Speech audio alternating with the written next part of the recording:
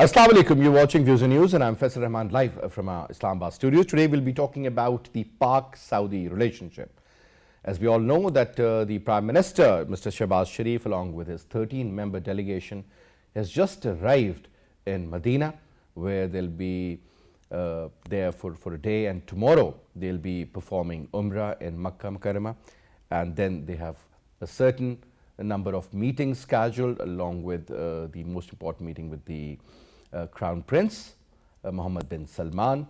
And now there are a lot of, in fact, speculations that what exactly is going to be the real conversation between the two leaders. Perhaps, again, it seems that Pakistan is looking forward for some sort of an aid package, along with deferred payments of oil that could be well over $3 billion.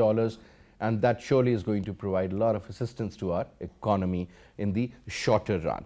Perhaps this is the major focus of the Prime Minister. But other than that, as we all know, that Pakistan and Saudi Arabia, they go way back historically, and in every thick and thin they've been together. Saudi Arabia has always been a great supporter for the Kashmir cause, along with the support for whichever government is in Pakistan. It's an outstanding kind of relationship between these two countries, and Saudi Arabia has always been with Pakistan whenever we needed them.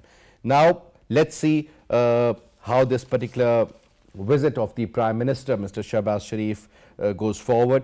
Let me just quickly remind you that the Foreign Minister, Mr. Bilawal Bhutto, is also a part of the delegation, along with the Finance Minister, Mr. Ismail Saab, the Information Minister, Maryam Aurangzeb, and the Narcotics Control Minister, Shahzain Bukti, and Defence Minister, Khwaja Asif.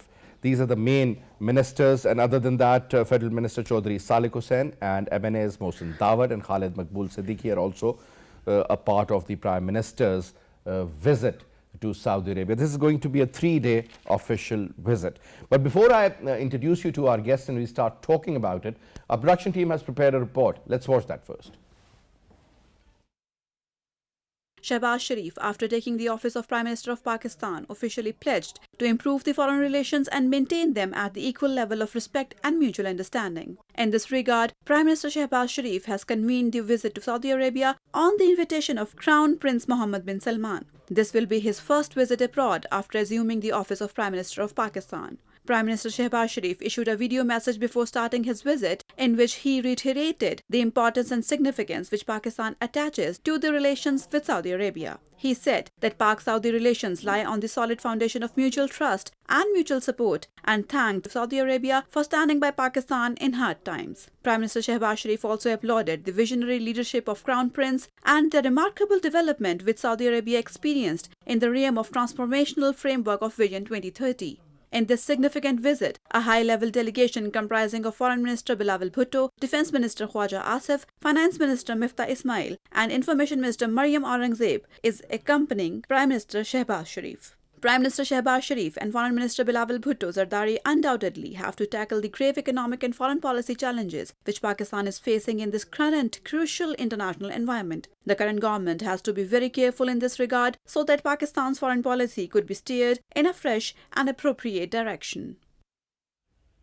Now, to talk about it, we have with us in our studio. On my right is none other than Lieutenant General retired Talat Masood Saab. Needs no introduction, is a senior analyst.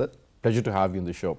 And we also will be talking to Faheem Al-Hamid, who's a Saudi journalist, and Kamran Yousaf, senior journalist from Pakistan.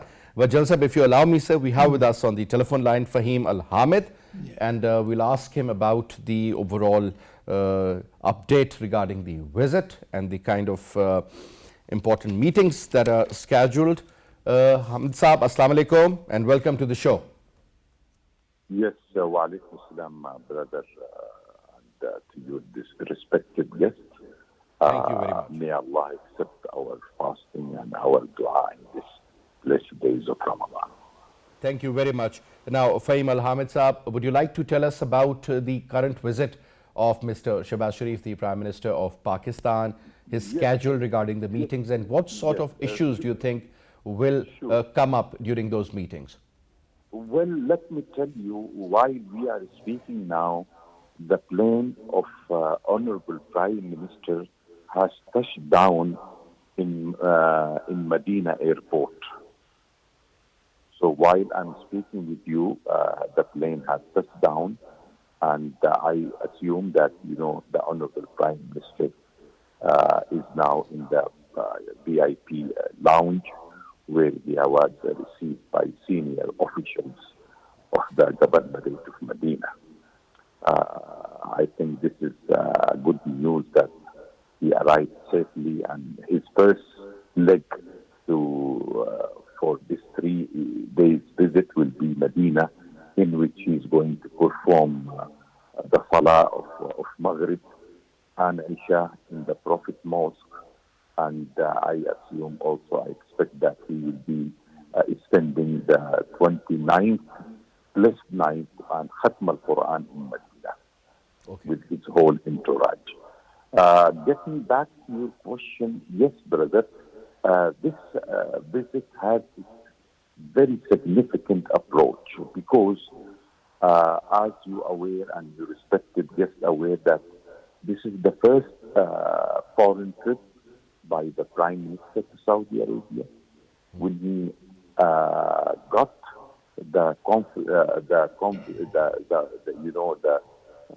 when he was selected as the Prime Minister, and he got the confidence vote in the Parliament, he in his first speech he spoke very highly about the Saudi Arabia's role in supporting Pakistan, and rather he was feeling a little bit sorry that how the relationship in the past has taken a different shape.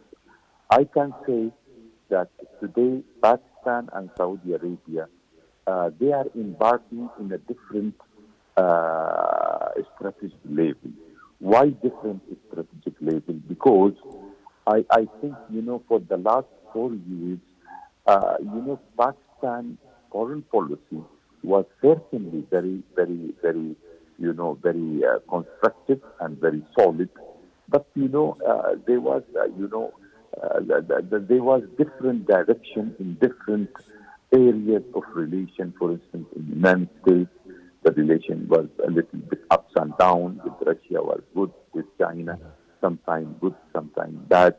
And with regards to the relationship of Pakistan in this region, also it was ups and downs.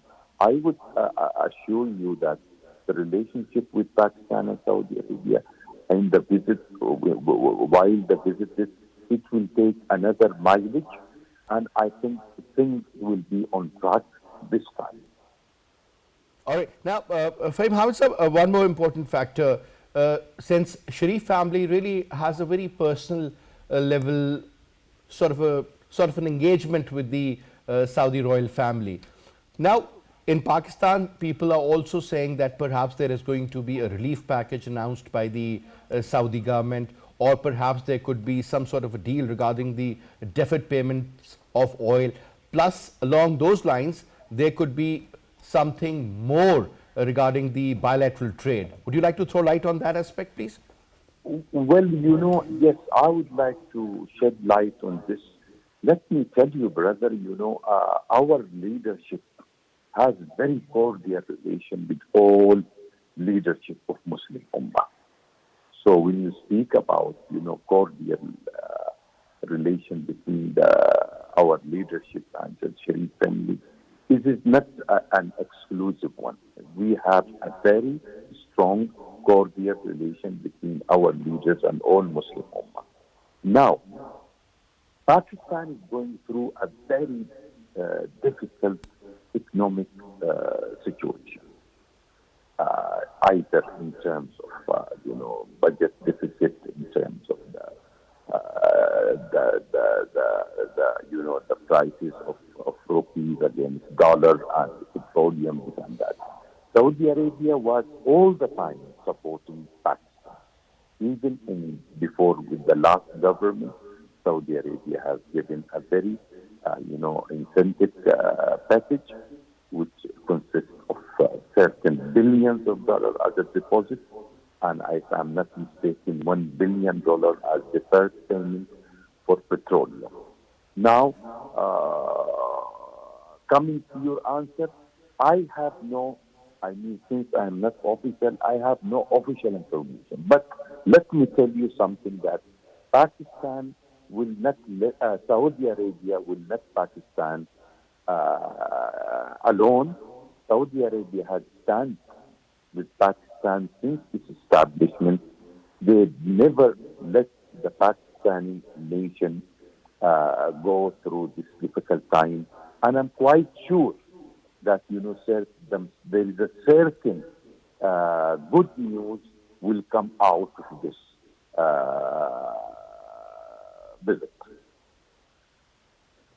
Thank you very much, Faheem Al-Hamid Saab, for your comments. Now coming to you, General Saab, Faheem Saab was saying that certainly good news will come out of that. But sir, before we go on to those issues, first of all, sir, I have noticed that whenever the Pakistan Muslim League Nawaz takes charge of the government, sir, every time their first visit is made to Saudi Arabia.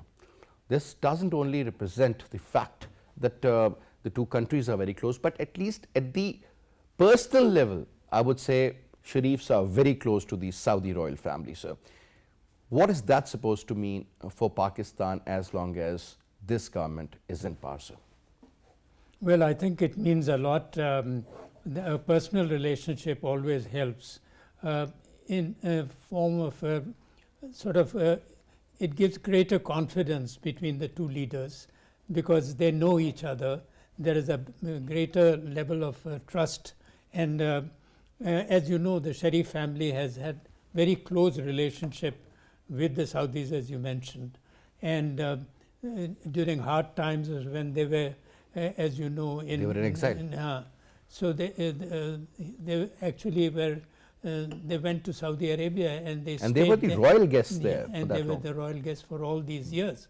So there is a great sort of bond between at the sort of personal level as well. But at the same time, at the national level, Pakistan and Saudi Arabia are one of the, for Pakistan, Saudi Arabia is one of the closest allies and the most important country, obviously, in the Middle East. And as you mentioned, and as our the Arab friend mentioned just now, that the Saudis have been extremely supportive of Pakistan financially when we have gone through difficult times, and they have given assistance in every form, whether it is in form of late payments or in terms of providing fuel to Pakistan. And I would also say that at the strategic level, both the countries have been cooperating very closely, during Islamic meetings of the Islamic countries, and also at the global level and at the regional level. So I think there is a close relationship at every level: strategic, economic, political. So there is not a single area in which we are not cooperating. And the most important thing is that whenever Pakistan has faced financial problems, Saudis have been extremely sort of helpful and have provided assistance. And Pakistan also in return has also been very supportive as far as their defense and security areas are concerned. And as you know, whenever there is any threat, internal or external, in Saudis, Pakistanis have considered the integrity and the defense of Saudi as their own defense. And this government particularly and this leadership has been even more supportive of Saudi's defense and security needs. So I think we have to understand that it's a very comprehensive, it's a broad relationship, and it is one of the most important relationship in the with the Muslim world. Well, that is something pretty important. Now, Jan, one more important fact. When you talk about the strategic level importance between these two countries, obviously Middle East, you talk about G6, but you also can't afford to neglect a couple of other countries that include Iran, Iraq, and perhaps Syria.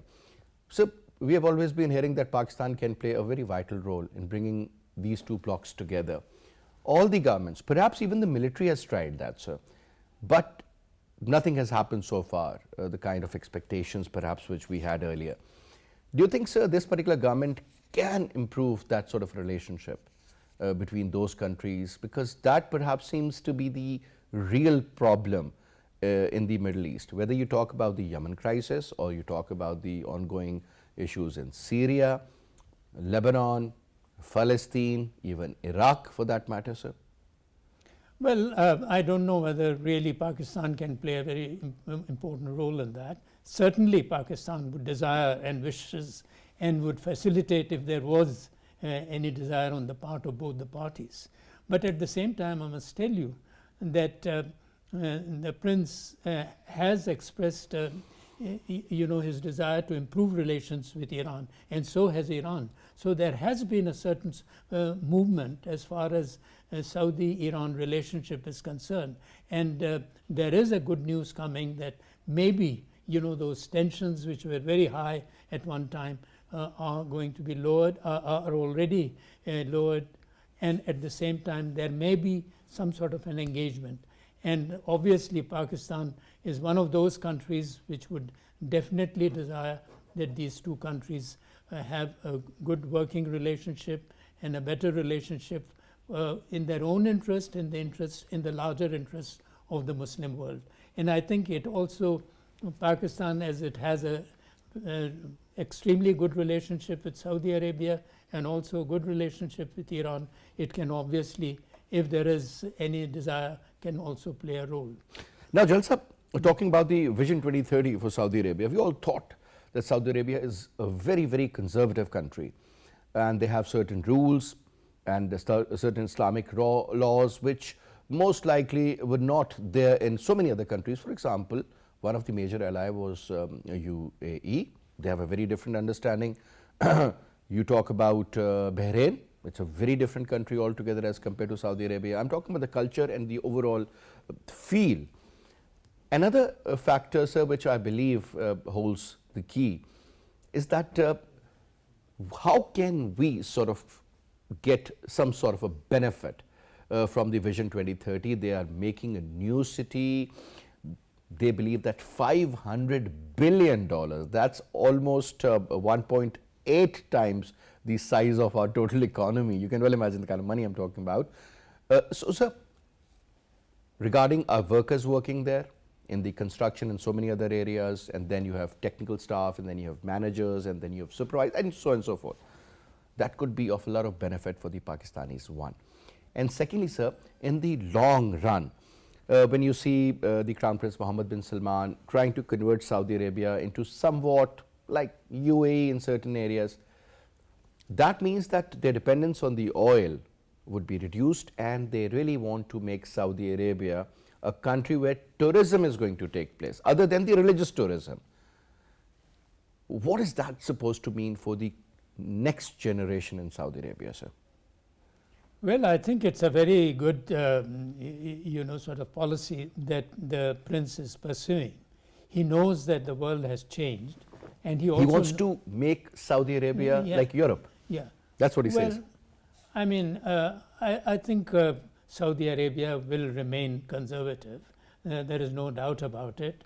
It has a certain character. It will not like to change its character to that extent, but certainly it wants to be a very dynamic, it is already a very dynamic country, but it also wants to participate in the development which is taking place the world over, and it wants to benefit from that. And it has the resources, and it has the ability, the vision to sort of really transform Saudi Arabia into and bring it as close as possible to the wishes and aspirations of the people of Saudi Arabia and of the Muslim world, what it should be like in the 21st century.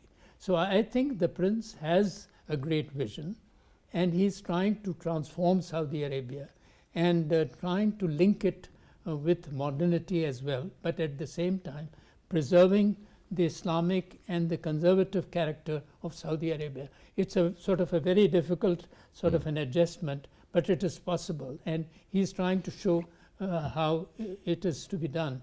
And I think they will succeed. And they have already made some very good moves in that direction. And there are two aspects to the modernization. One is the cultural aspect of it, and the other is how they will try to assimilate the new technologies.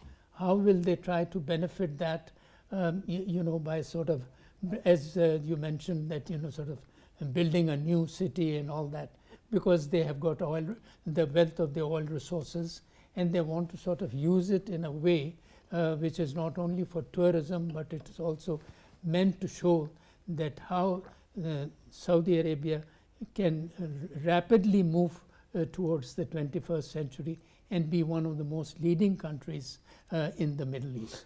Mohammed bin Salman is a very ambitious man. A lot of vision and very ambitious, and is a very effective leader.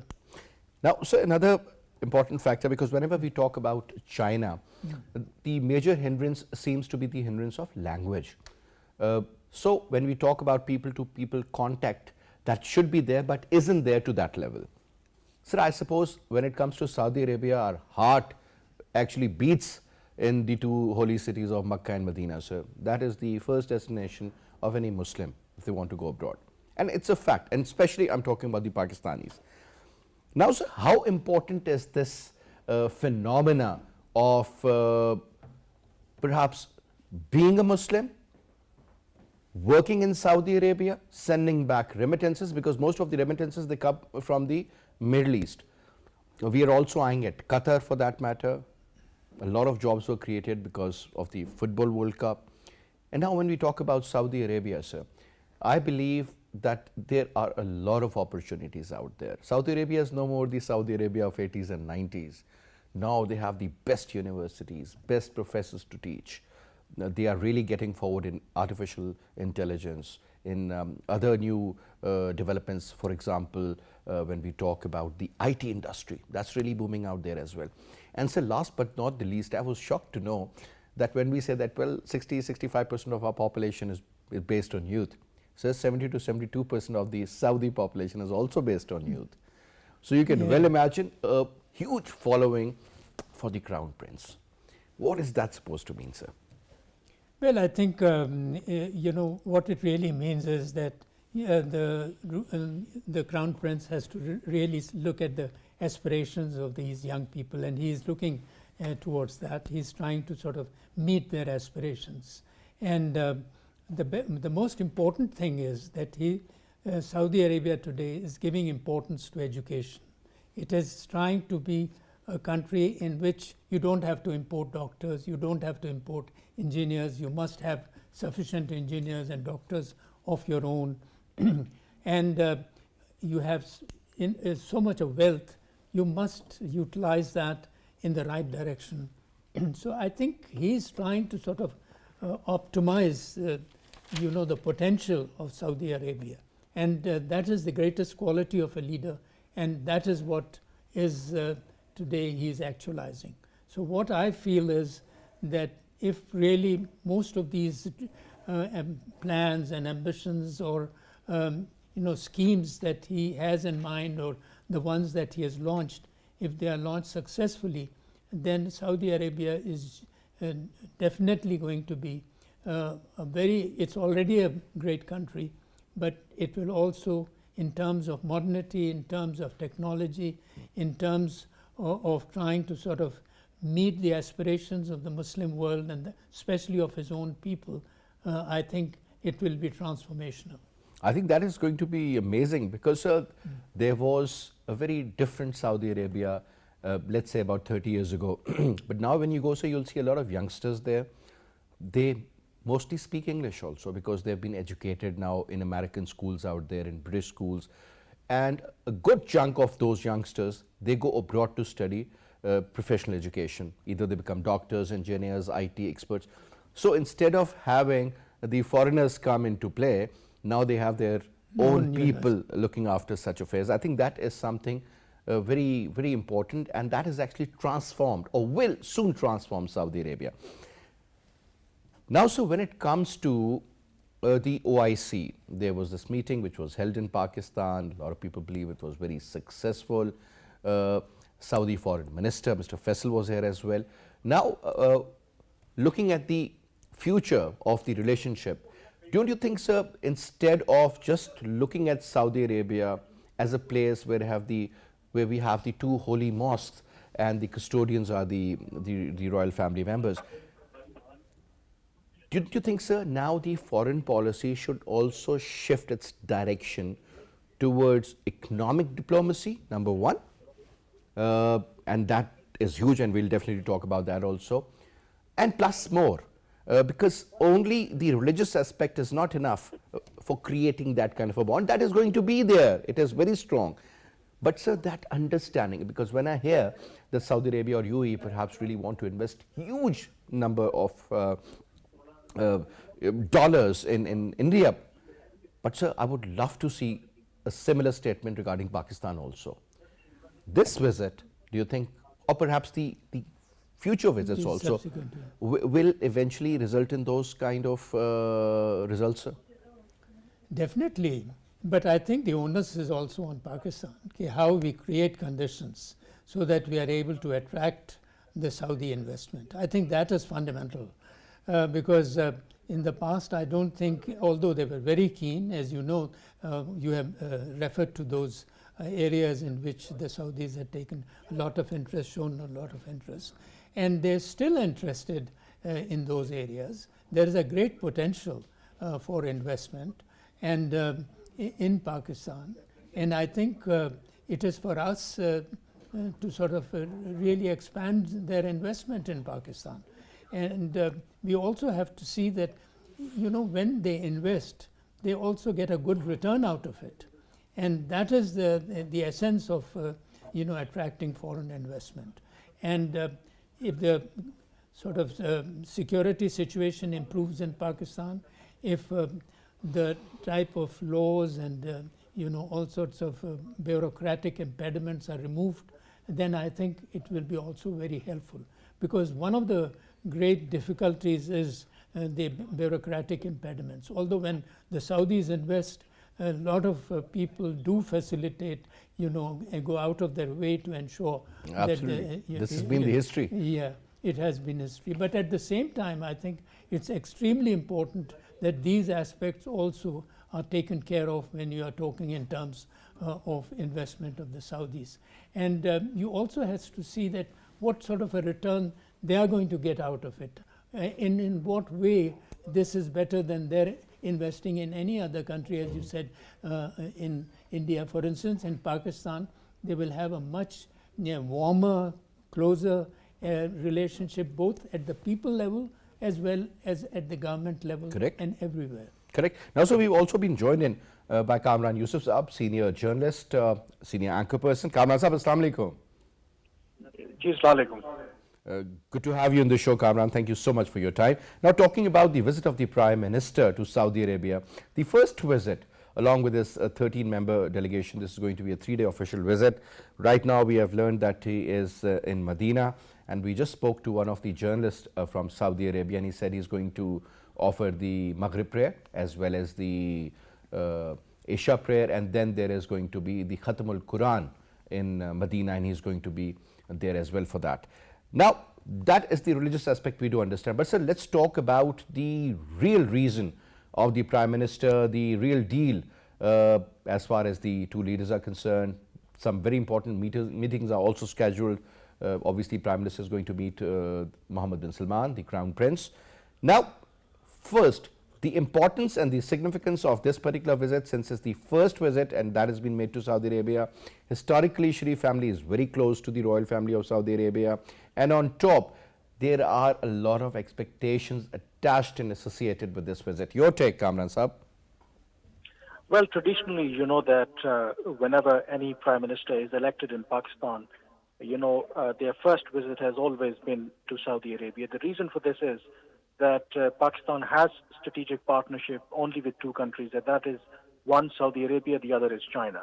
And secondly, Saudi Arabia, you know that even difficult times really extended all kinds of support to, you know, the government of Pakistan or the state of Pakistan.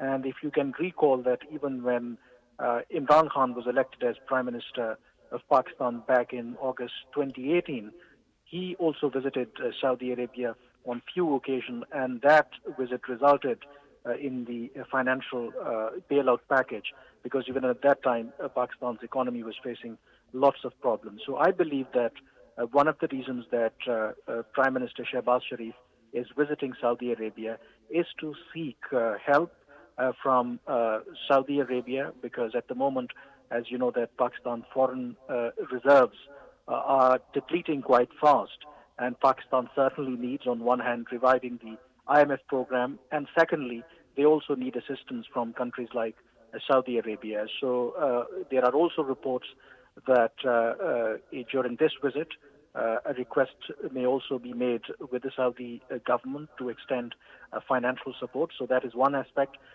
Second, of course, as you know, that it is a kind of a reiteration on part of government of Pakistan, particularly Prime Minister Shehbaz Sharif, as far as a close relationship with Saudi Arabia is concerned. And my understanding is that the Saudi leadership is also quite keen and forthcoming to interact with Prime Minister Shehbaz Sharif and his delegation. Now, if you remember, Kamran, when Mr. Nawaz Sharif became the Prime Minister for the third time in 2013, I still remember Sardar Sahab was the Finance Minister. And then we got this news that $1.5 billion were gifted to Pakistan. And we were all happy, perhaps shocked also, that, that is a huge sum of money that has been not given in the form of an aid or loan or something. Actually, it's a gift. So should we expect some more gifts this time? Is Saudi Arabia in a position financially to do so? I think we should not expect that this time around that, the Saudi Arabia can extend that kind of facility, given the fact that, one, Saudi economy is also facing a lot of challenges and stress because of the COVID situation, and also given the fact that they are also trying to diversify their economy. And you also need to understand that between 2013 and 2022, there have been a lot of changes taking place between Pakistan and Saudi Arabia as far as bilateral relations are concerned. You have to remember that relations between the two countries really got soured because of Yemen war. Yemen conflict, because Pakistan refused to send troops to Yemen or support the Saudi-led coalition. And then during the government of Prime Minister Imran Khan, you saw when there was a problem and a hiccup as far as the Kuala Lumpur summit was concerned.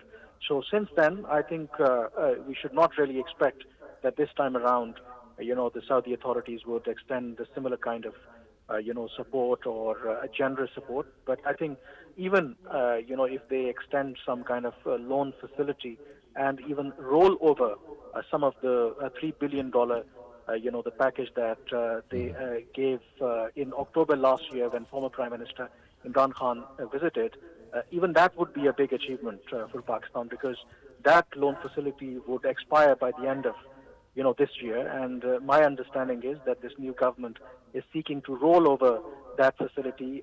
In addition to that, they are also seeking more financial assistance. And I think if Saudi Arabia, given the kind of economic challenges that they are facing, extend this kind of facility, I think that would be a big boost for this new government, because certainly they need that assistance desperately. And I think only two countries can extend that facility. One is Saudi Arabia, another, of course, is China. Correct. Now, Kamran Sahab, last quick comment from you regarding the huge Pakistani workforce in the Kingdom of Saudi Arabia. Because earlier we also talked about the kind of assistance which we get from Saudi Arabia, and we also get a lot of remittances coming in from the same country, and then huge number of Pakistanis live there. Now, since we are talking about the 2030 vision of the Crown Prince Mohammed bin Salman, and that is going to be creating a lot of job opportunities, not only for the worker class, but also for managerial level posts and even higher than that. Do you think this is another opportunity where we can capitalize? Because unfortunately, we always end up hearing that people from Bangladesh, India, Sri Lanka or Nepal, they are going to go there. I think that is one area that I think the government should focus on, and Pakistan must focus on, because I think that if remittances are a huge benefit to Pakistan's economy, and suppose that if there are no remittances, you can imagine our foreign reserves would have been in a dire straits. And I think one way of reducing reliance on these bailout packages is to enhance the workforce, particularly in Gulf countries and in Saudi Arabia. And you're absolutely right that Saudi Arabia now, under the leadership of Mohammed bin Salman, is diversifying their economy, moving away from oil-based economy, and they have undertaken a lot of initiatives and a lot of new projects where they need, I think, a lot of manpower and a skilled manpower. Our problem is that exactly. we are not sending skilled manpower. And I think we need to work on that particular area and make sure that Pakistani workers and the skilled manpower is given preferences, because we have a tough competition now with countries like India, as we need to also understand that the relationship between India and Saudi Arabia is also improving in recent years. And they are also capitalizing on this Saudi market. So Pakistan, needs to really, work out of the way instead of just seeking bailout packages every now and then. They should work on this aspect. And if we are able to secure, more employment for our, young generation and the skilled manpower, that one also address the problem of unemployment in Pakistan.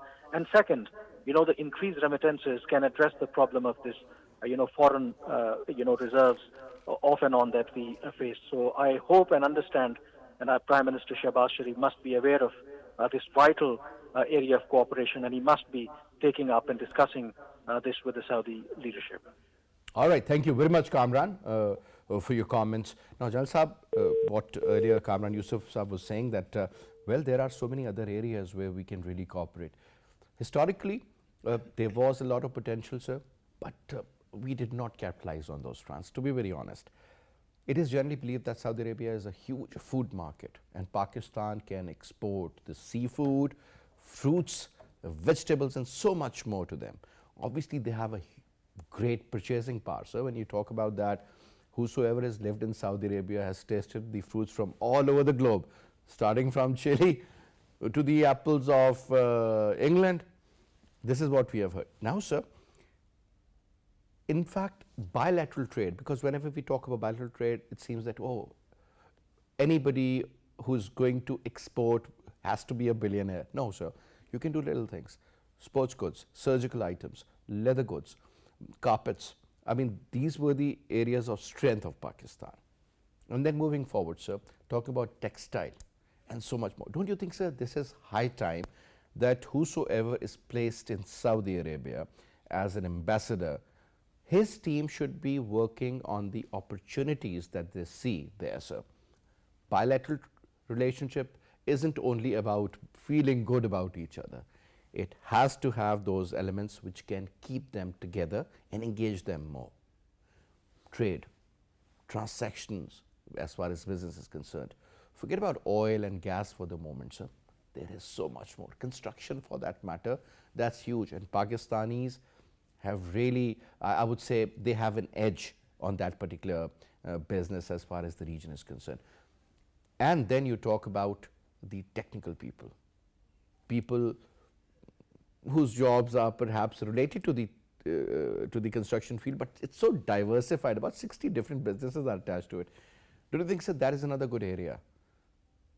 Well, I think you have identified all these areas, certainly, but there is also a lot of competition, and there also has to be a good base within Pakistan. For instance, when you say that Pakistan should really participate in construction in Saudi Arabia, certainly they can do that. But look at the type and quality of construction that takes place in Saudi Arabia. And do we have really so many people in Pakistan who can really contribute in that way? in terms of design, in terms of construction, in terms of supervision, because you know, the quality is very, very different and is of a very high quality, and is also in terms of magnitude also it's huge. So we have to really also be more realistic about it, and also see that but there are definitely areas, and we have been exploiting that. It's not that there are not people in Saudi Arabia from Pakistan who are in the you know, in all these industries that you mentioned, whether it is construction or whether it is textile and all that. So whereas it is there and will be there, but to make sure that we are able to compete with other countries, it's extremely important. You need to have an edge. Yeah, have an edge and be prepared for it. And I think we need to also understand that we have to really work hard within Pakistan to be able to reach certain standards which are you know, acceptable to the foreign markets, including Saudi Arabia. I remember, Jalsab, I once saw this documentary that was made about the expansion of Medina and Munawwara, the two holy mosques I'm talking about. So they had experts from Italy, from Spain, the way they used to cut the marble. And then, interestingly, most of these workers who were actually working there and fixing those little pieces, and they were in millions and millions of those little pieces. Beautiful work. Most of them were Pakistanis, I think. But now, I think technology has taken over. There is less dependency on human element. Last question, sir, that is about privatism. Do you think, sir, now, I remember again, I'll refer back to the previous government of Nawaz Sharif Saab, 2013 when they took charge again.